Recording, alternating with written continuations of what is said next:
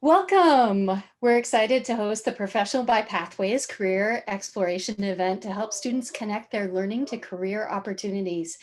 I am Chelsea Altrum, Miss Altrum, and I'm excited to welcome Elizabeth Bartom, my sister, here today as our guest. Thank you. It's great to be here. It's very nice to have an opportunity to speak to students that are interested in science and to answer any questions they might have. So Elizabeth is here as a computational biologist. And I don't know if you would prefer to be called Dr. Bartom or if you have a preference. But I don't mind. Things can be pretty informal as a faculty member in academia, and people often just call me by my first name. That's what I'm used to on a daily basis. So you can just call me Elizabeth. That would be fine. So can you tell us a little bit about what education and training you've gone through? Yes. So I'm actually from Washington State originally, and I went to Capitol High School in Olympia.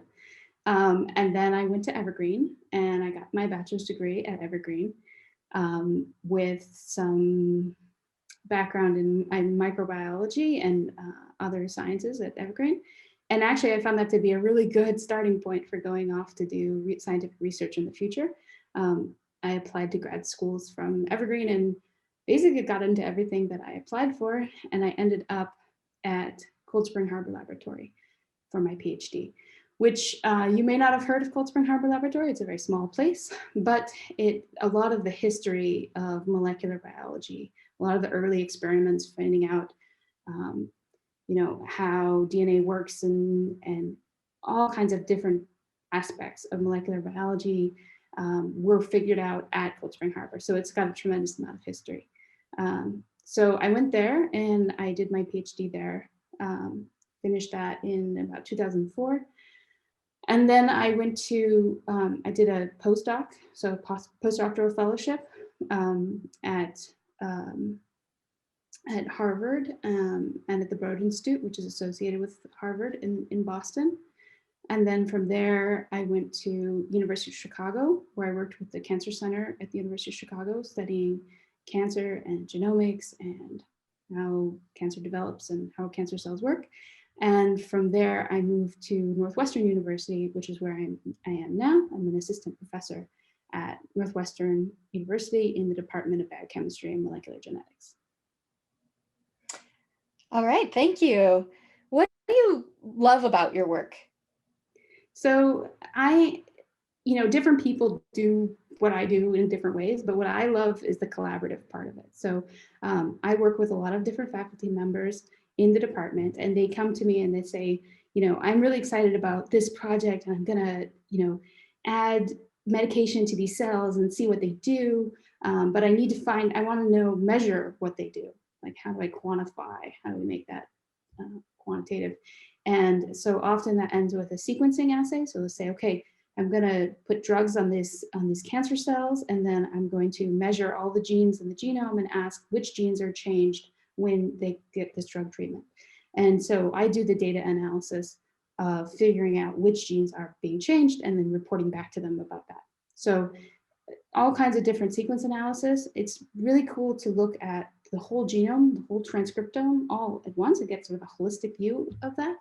And I love collaborating with lots of different groups on lots of different problems. So it might be brain cancer in kids. It might be clock rhythms in appetite and performance in muscles. It might be trying to understand what happens, why do cancer cells die when they get treated with chemotherapy, all kinds of different aspects of biology. And what skills do you feel like are the most important in your workplace, in your field? Communication ends up being very important because it does you no good to try to help somebody with a problem if you don't understand what the problem was. And I tend to be working sort of at an interdisciplinary place where I'm talking to somebody who has very limited computer experience, and I'm trying to explain to them why they should use a specific tool or how a specific tool might help them or what a particular type of analysis might tell them. And so I have to understand where they're coming from and then explain things in an intuitive way. So communication becomes really key. But then beyond that, problem solving, trying to generalize solutions so that if I could develop a solution, we can use it again for another project that might be more or less related. So communication and problem solving. And then of course, the day-to-day, I do programming. So I run programs on the computer to do this data analysis, DNA analysis. And so that's also very key. So we have a student question. Is there a branch of biology that you study live animals? Or do you work with anyone who studies live animals?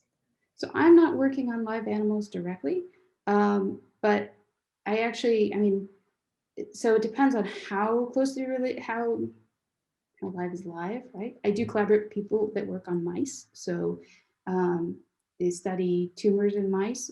A lot of my work is cancer related. So you can study mice as a model for cancer biology. But, in the past, I've worked on plant projects. So, we've studied Arabidopsis, which is a mustard plant. That's not a live animal, but it's an organism that you can easily perturb and see what happens. But we also look at patient samples. So if you get diagnosed with cancer, then you might extract a piece of the tumor and we might study that tumor. Is that working with live animals? Well, we're studying a tissue sample, but it came from a human, right? And we're hoping to get insight from that. And the other thing is that you can actually grow cells that were extracted from a person on a petri dish. And at that point, it's not it came from a live animal, and you can study it and get insight into the live animal, but you're studying cells in the dish. So. And what levels of education do you think would be needed to do your job? Another student question. Yeah, so I work with a bunch of master's level computational biologists. So that's probably the minimum that you would need in order to do that. I guess I have known people that had an undergraduate degree that picked up skills as they went. So they just had a college degree and then they applied, they had a knack for programming and they learned on the job. It's more typical that somebody would have a master's degree, like a 2-year master's or something like that as a minimum. As a maximum, people have PhDs and postdocs and whatever, but that's the typical level of education. And tying into that, did you have to pay for graduate school or? No, I did not pay for graduate school. They paid me. So if you do a master's degree, then often you will have to pay for the master's degree. But if you do a PhD, then you're providing labor. You may not get a very high salary and you may live cheaply for 4 to 6 years, but they pay you to do it. You don't pay them. So you pay in time and work. And what kind of employers hire biologists? All kinds. So industry, of course, you look at these COVID vaccines, right? Those are being done by biologists, and certainly the study of how are the viruses changing over time, and there's a lot of computational biology there. So there's a lot in industry. There's also public health departments, so that might be interested in knowing something like that, how are vaccines changing. I also know people who study, they want to study diversity of salmon populations. So you're, a fish and wildlife biologist, and you're studying how these fish are changing over time. I'm hired by a university, so that's another place. I think more and more the computational biology, so specifically computational biology skills, I think are going to be an important thing for hospitals to study as well. So does a particular person have a predisposition for cancer? How do we know? How do we tell them? What is the important, how do you analyze information and how do you share it? I think that's going to be increasingly widespread. What do you wish someone would have told you before you started in this career, if anything? I think one thing that maybe I wasn't so aware of as at that level of a high school student was that you're not going to know all the answers to all the questions. I mean, sometimes in science, you're in a lab in school, you're doing somebody else has done this experiment many, many times, and you're just carrying it out, and you know what to expect, and you know why it works, and it's sort of pre-scripted. When you're doing research in the field or in research in general, you don't know the answer. You have a hypothesis and you come up with a test to test that hypothesis, and who knows the answer? And so the best experiments are going to be the ones that, whether the answer is no or whether the answer is yes, that's still going to be informative for your question. But I think also you just saying, I don't know, like having somebody ask you a question, you say, I don't know, that's the beginning often of lots of interesting work. So you don't know everything. And the more you know you don't know. Not knowing is a big part of science. And then figuring out, okay, I don't know, what do I do from here? And what advice would you give to students who are interested in going into this type of career? So nourish your curiosity and try out things. Don't be persistent. So, something, you don't know, you can try to figure out like what the possibilities are. You need to be persistent and keep trying.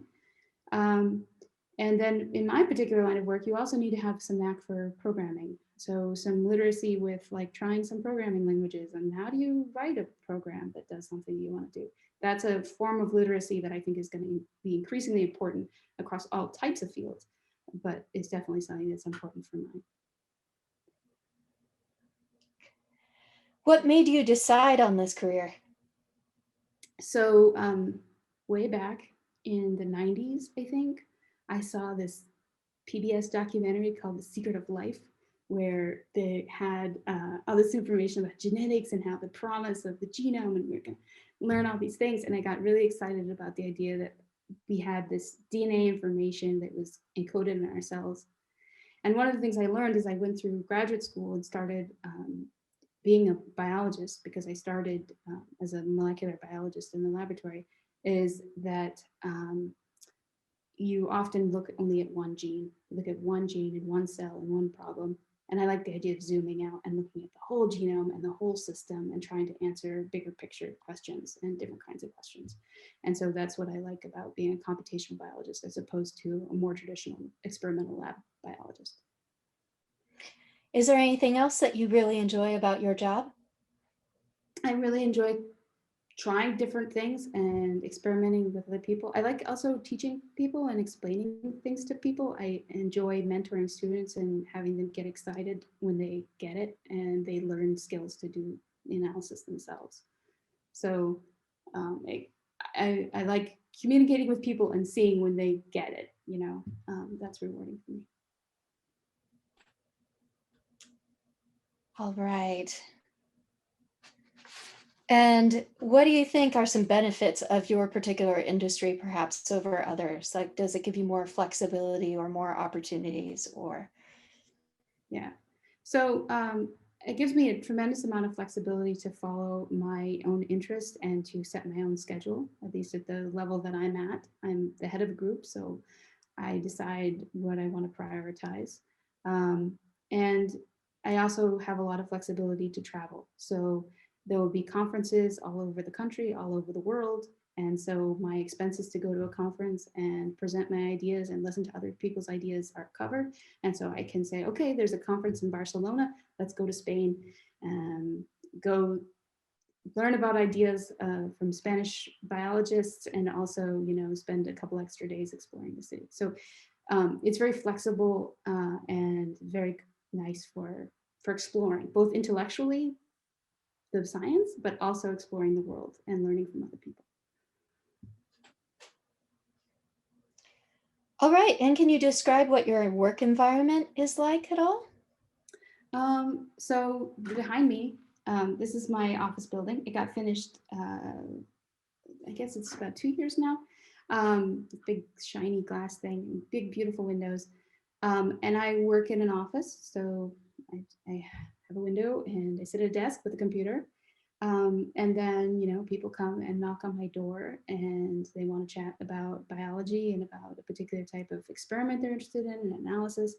Then I go to meetings where we talk about what different research projects and how the progress is going and what we're planning to do next, et cetera. And I also go to seminars where I go and somebody presents, an hour-long talk about their scientific research. I'll ask questions, and so that's sort of the things I do. I sit at my desk and work on my computer. I have meetings with people, and I go to seminars. Those are the big things I do.